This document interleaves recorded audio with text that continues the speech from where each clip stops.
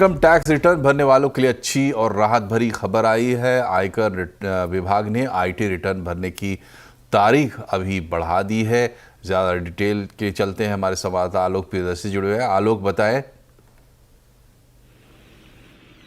बिल्कुल, देखिए, जो इनकम टैक्स दाखिल करने वाले लोग हैं, टैक्स पेयर्स हैं, उनके लिए बहुत बड़ी राहत की खबर है। दरअसल हो ये रहा था कि अभी तक जून के महीने से पहले ही फॉर्म 16 आना शुरू हो जाता था, लेकिन ये अभी तक नहीं आ रहा है। लिहाजा सभी लोगों का दबाव था और खुद सीबीडीटी जो इनकम टैक्स डिपार्टमेंट है उस पर इस बात का दबाव था कि जितने भी FY 24-25 के लिए जो भी ITR नोटिफाई किए गए थे उसको लेकर अभी तक तैयारी पूरी नहीं हुई है। सिस्टम अपग्रेडेशन नहीं हुआ है, इंटीग्रेशन नहीं हुआ है।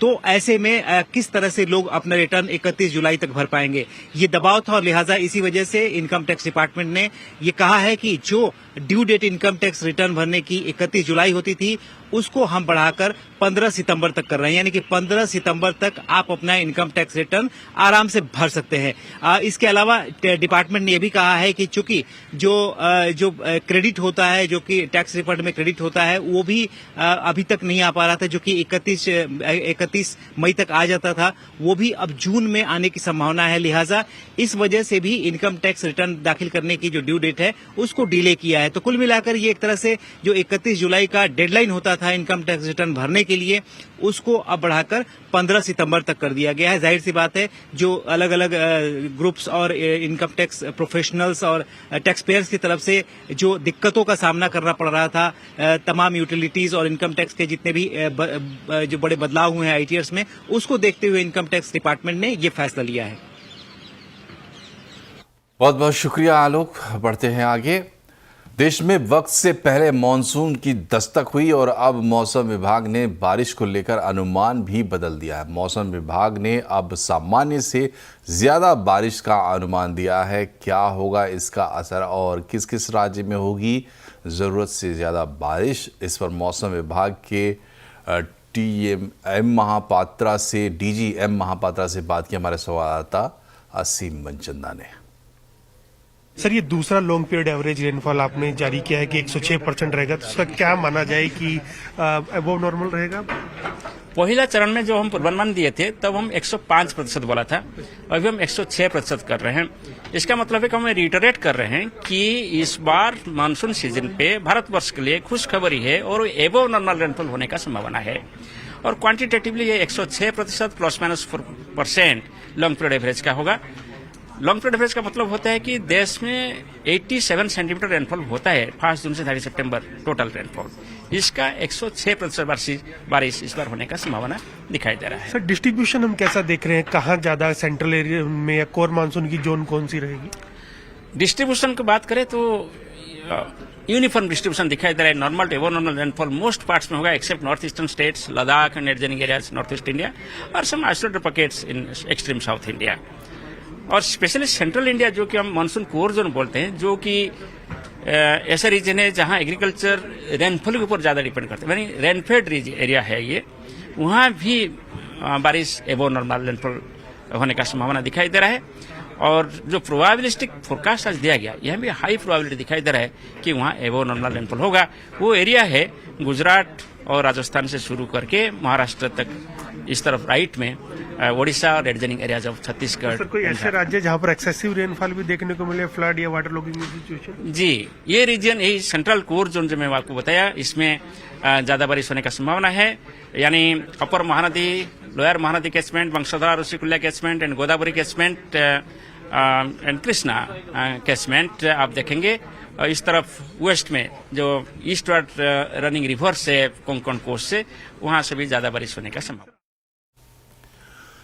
तो ये मानसून से अच्छी खबर। और इधर वित्त मंत्रालय ने अप्रैल की आर्थिक समीक्षा रिपोर्ट भी जारी कर दी है और इसमें क्या क्या बातें हैं खास बताने के लिए हमारे साथ जुड़ गए हैं लक्ष्मण रॉय। बताएं लक्ष्मण जी, क्या बातें हैं इस रिपोर्ट में?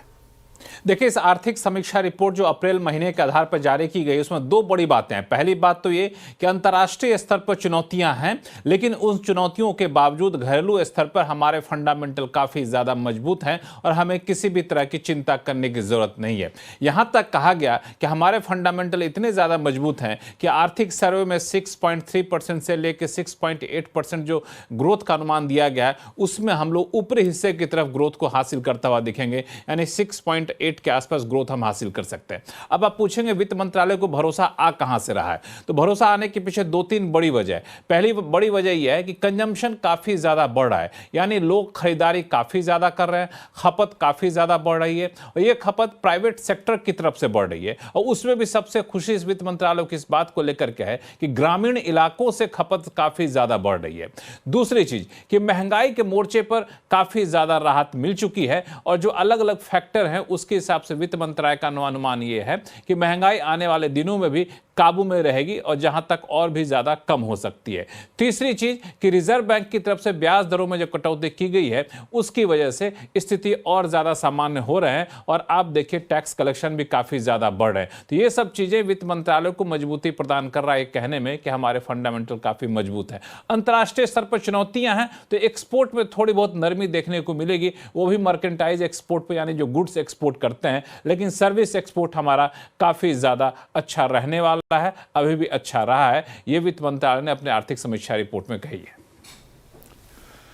बहुत बहुत शुक्रिया लक्ष्मण जी। तो आर्थिक समीक्षा रिपोर्ट भी अच्छी है। बढ़ते हैं खबरों में आगे और बात करते हैं देश में कोरोना के मामलों की। मामले कुल बढ़कर 1047 हो गए हैं। कल ही 1000 के पार हो गया था आंकड़ा। सबसे ज़्यादा एक्टिव केस केरल में है 430 और अब तक कोरोना से 11 मरीजों की मौत हो चुकी है। कोविड की डिटेल बता रही हैं दीपाली नंदा। देखिए, आंकड़ों के जरिए मैं आपको बताती हूं कि देश में फिलहाल कोरोना की किस तरह की स्थिति है। एक्टिव केसेस की बात करें तो अब इनकी संख्या 1047 तक पहुंच गई है। एक्टिव केसेस वो मरीज होते हैं जिनका इलाज चल रहा है और सबसे ज्यादा जो एक्टिव केसेस हैं वो पहले की तरह इस बार भी केरल में दिखाई दे रहे हैं। केरल में करीब करीब 430 एक्टिव केसेस हैं और दूसरे नंबर पर है महाराष्ट्र, जहां पर 208 है। राजधानी दिल्ली की बात करें तो यहां पर एक्टिव केसेस की संख्या 104 है और वहीं गुजरात में ये संख्या 83 है। कर्नाटक के 80 मामलों में से 73 सिर्फ बेंगलुरु में आए हैं और चिंता की बात यह है कि अब तक कोविड से देश भर में 11 मरीजों की मौत हो गई है और आपको बता दूं कि 11 में से 9 मरीजों की जो मौत हुई है ये पिछले एक हफ्ते में हुई है।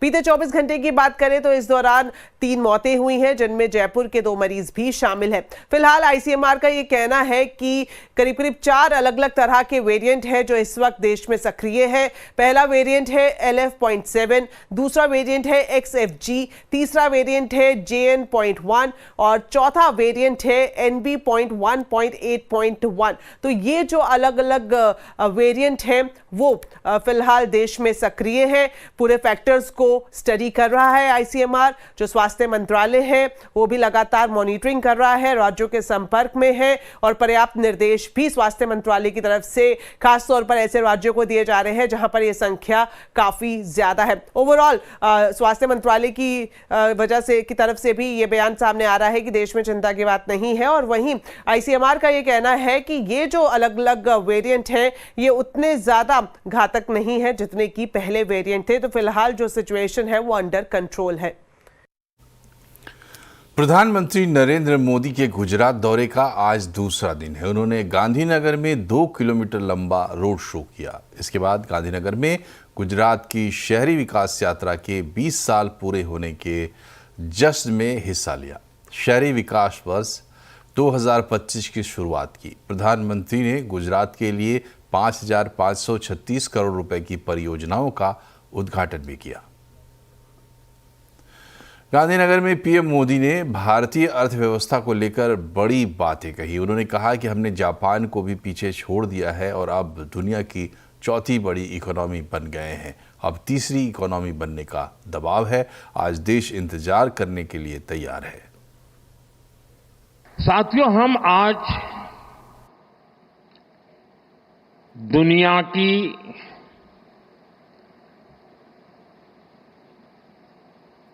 चौथी इकोनॉमी बने हैं। किसी को भी संतोष होगा कि अब जापान को भी पीछे छोड़ करके हम आगे निकल गए। 4 बनने का आनंद जितना होना चाहिए उससे ज्यादा 3 कब बनोगे इसका दबाव बढ़ रहा है।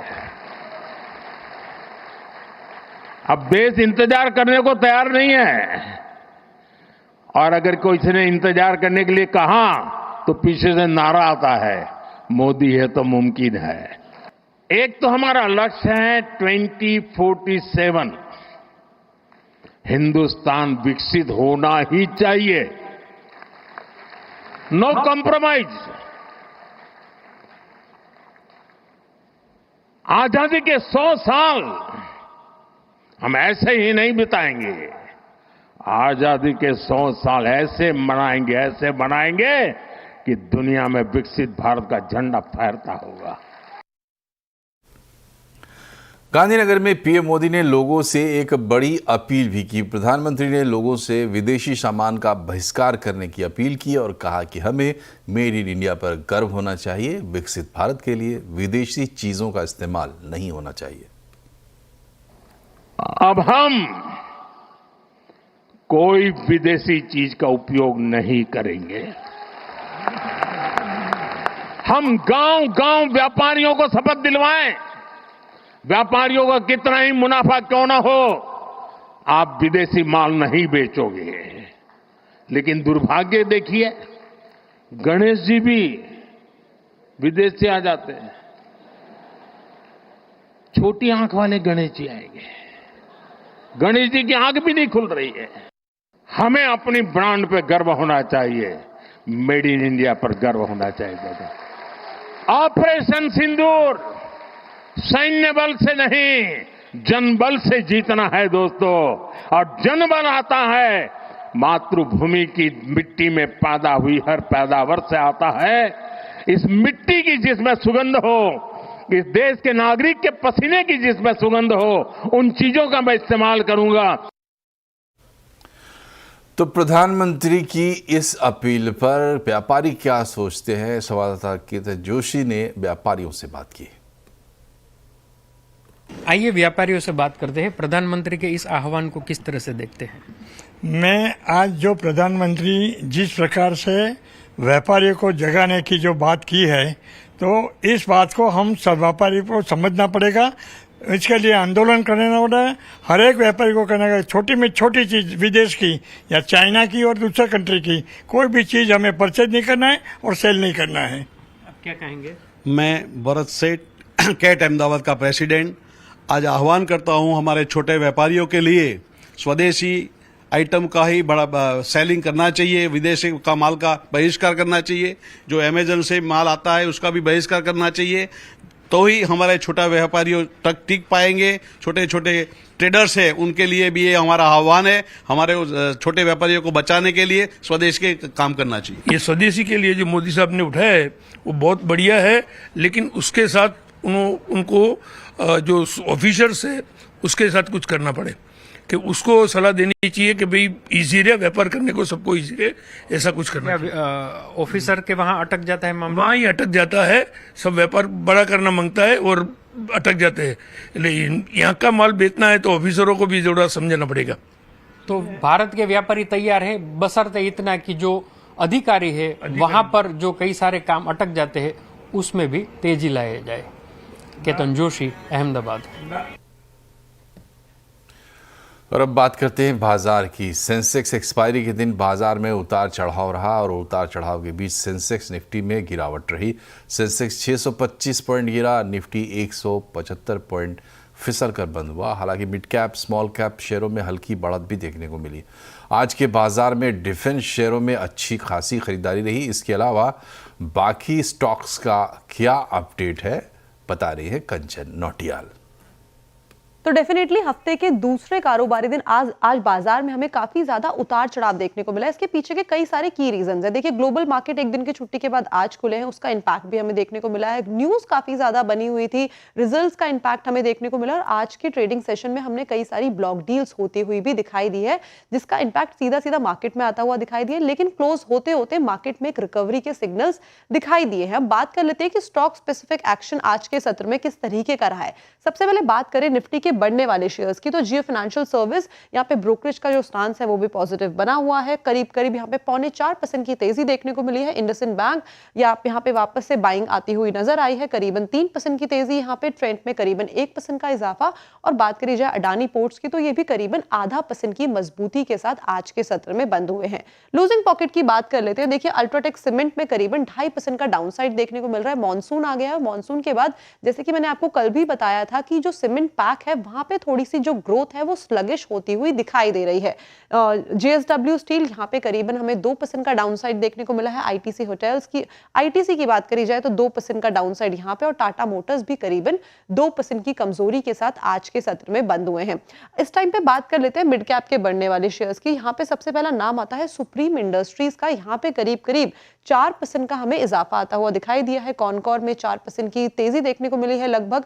और इस टाइम पे बात करी जाए भारत डायनेमिक्स के ही नहीं बल्कि जो ओवरऑल डिफेंस पैक है वहां पे आज जो मोमेंटम रहा है काफी ज्यादा अपसाइड रहा है। यहाँ पे करीबन हमें 3% का इजाफा, और मजगांव की बात करी जाए तो 2% की करीबन तेजी यहाँ पे भी देखने को मिली है। लूजिंग स्ट्रीक में बात करते हैं कि मिड कैप में कौन से शेयर्स रहे हैं। बीएससी में देखिए करीबन 2% का डाउनसाइड देखने को मिला है। मुथूट फाइनेंस में करीबन यहाँ पे 2% की कमजोरी। एमआरएफ बात करी जाए तो ये भी करीबन 2%, और पेज इंडस्ट्री में करीबन 1% का डाउनसाइड देखने को मिला है। तो जैसे कि रियलिटी सेक्टर हो गया, डिफेंस सेक्टर हो गया, यहाँ पे जो मोमेंटम था वो पॉजिटिव साइड में था, लेकिन काफी सारे सेक्टर्स ने आज अंडर परफॉर्म भी किया है। और आज वित्त मंत्री के साथ सीआईआई की इंडस्ट्री बॉडी की एक अहम बैठक हुई है, जिसमें जीएसटी को लेकर चर्चाएं हुई है। इंडस्ट्री बॉडी ने अपनी सिफारिशें आप कह सकते हैं दी है या सुझाव दिए हैं। हमारे साथ हमारे संवाददाता आलोक प्रियदर्शी जुड़ गए हैं। बताएं आलोक, क्या क्या हुआ आज? बिल्कुल, देखिए जो आज वित्त मंत्री निर्मला सीतारमण के साथ सीआईआई के एक प्रतिनिधिमंडल बैठा, जिसमें जो सीआईआई के प्रेसिडेंट संजीव पुरी हैं वो थे। इन सभी से करीब 1.5 से 2 घंटे के बीच में विचार विमर्श हुआ है वित्त मंत्री का। और जो हमें जानकारी मिल रही है कि सूत्रों के हवाले से कि सीआईआई ने इस बैठक में 3 अहम सुझाव दिए हैं, मांगे मानी है आगामी जीएसटी रिफॉर्म्स को लेकर। पहली डिमांड यह है कि जो पेट्रोलियम प्रोडक्ट को जीएसटी के दायरे में लाने की मांग की है। दूसरी डिमांड कही है कि जो आईटीसी टैक्स पेयर्स को सही समय पर मिल सके, इसको सुनिश्चित की जाए। ये दूसरी डिमांड वित्त मंत्री से सीआईआई ने मांग की है। और तीसरी डिमांड ये है कि रेट रैशनलाइजेशन की जो प्रक्रिया चल रही है उसको जल्द से जल्द पूरी की जाए। तो ये 3 अहम डिमांड सीआईआई की तरफ से आए हैं। जैसे कि आपको पता है कि अगले महीने या जुलाई में जीएसटी काउंसिल की आगामी बैठक होने वाली है, लिहाजा ये बैठक काफी महत्वपूर्ण है, क्योंकि सभी इंडस्ट्री बॉडी से सरकार जीएसटी रिफॉर्म्स को लेकर सुझाव ले रही है।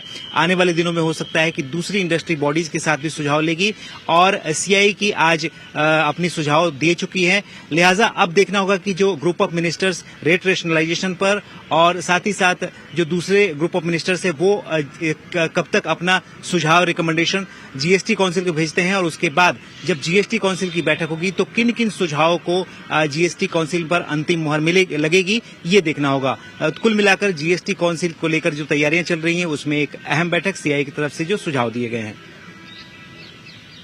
बहुत बहुत शुक्रिया आपका आलोक तमाम जानकारी के लिए। तो लेटेस्ट जानकारी थी ये जीएसटी के मोर्चे पर क्या कुछ होने वाला है उसको लेकर। फिलहाल हम रुकते हैं एक छोटे से ब्रेक के लिए, लेकिन खबरें भी और भी हैं, बने रहिए हमारे साथ।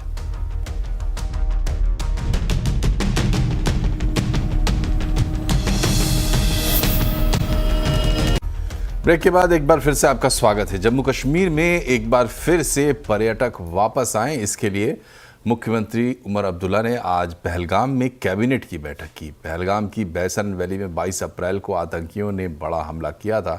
इसके बाद जम्मू कश्मीर में पर्यटकों की संख्या काफ़ी कम हो गई थी। उमर अब्दुल्ला ने कहा है कि हम सभी आतंकवाद के खिलाफ हैं। जम्मू कश्मीर में फिर से पर्यटकों का स्वागत है। अब्दुल्ला ने केंद्र सरकार से जम्मू कश्मीर में पर्यटन को पुनर्जीवित करने के लिए सहयोग भी मांगा।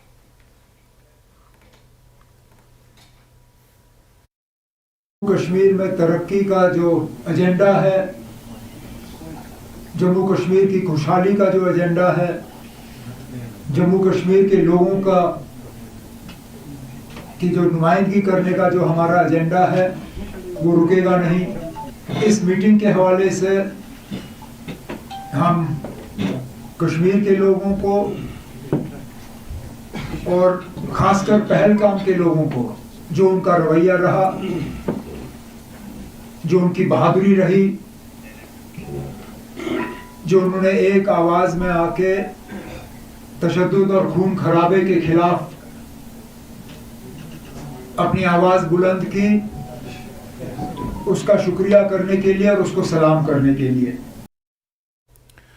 भारत में अमेरिकी दूतावास ने अंतर्राष्ट्रीय छात्रों को चेतावनी जारी की है। दूतावास ने कहा है कि अमेरिका में पढ़ रहे विदेशी छात्र अपनी वीज़ा शर्तों का कड़ाई से पालन करें। एडवाइजरी के मुताबिक जो छात्र ड्रॉप आउट करेंगे, क्लासेस छोड़ेंगे या बिना यूनिवर्सिटी को बताए अपना प्रोग्राम छोड़ देंगे, उनका वीज़ा रद्द हो सकता है और भविष्य में यूएस वीज़ा मिलने पर भी रोक लग सकती है। अगर छात्र किसी तरह की दिक्कत नहीं चाहते तो अपने स्टूडेंट स्टेटस और वीज़ा शर्तों का ख्याल रखें। आपको बता दें कि पिछले दिनों अमेरिका में पढ़ रहे विदेशी छात्रों पर छोटी छोटी वजहें ढूंढकर कानूनी और वीज़ा टर्मिनेशन की कार्रवाई की जा रही है। डोनाल्ड ट्रंप ने अपने नए टर्म में यूनिवर्सिटीज़ के खिलाफ भी मोर्चा खोल रखा है। भारत ने पाकिस्तान का हुक्का पानी बंद किया तो अब वो रास्ते पर आ गया है। गिड़गिड़ाकर वो भारत से बातचीत की गुहार लगा रहा है। ईरान के दौरे पर पाकिस्तान के प्रधानमंत्री शहबाज शरीफ ने कहा कि वो भारत के साथ सभी मुद्दों पर बात करने के लिए तैयार है। We are ready to talk for the sake of peace on water issue with a neighbor. We are ready to talk to promote trade and also counter terrorism if they are serious. If they accept my offer of peace, then we will show that we really want peace seriously and sincerely. Bharat से पिटने के बाद पाकिस्तान अब बातचीत के लिए रहम की भीख मांग रहा है। आवाज अड्डा में इसी पर होगी बड़ी चर्चा। पाक पर भरोसा है बड़ा धोखा। 7:57 पर जरूर सुनिए।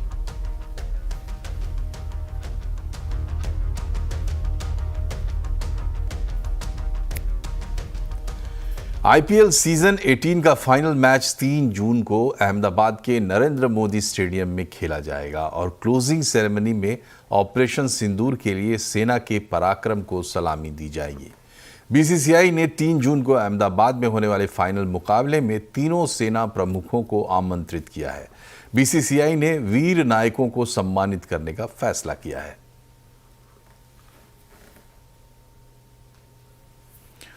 और इसी के साथ बुलेटिन में फिलहाल इतना ही, लेकिन आप खबरों पर अपडेट रहे और इसके लिए CNBC आवाज से जुड़े रहें हमारे सोशल मीडिया हैंडल्स के जरिए। नमस्कार।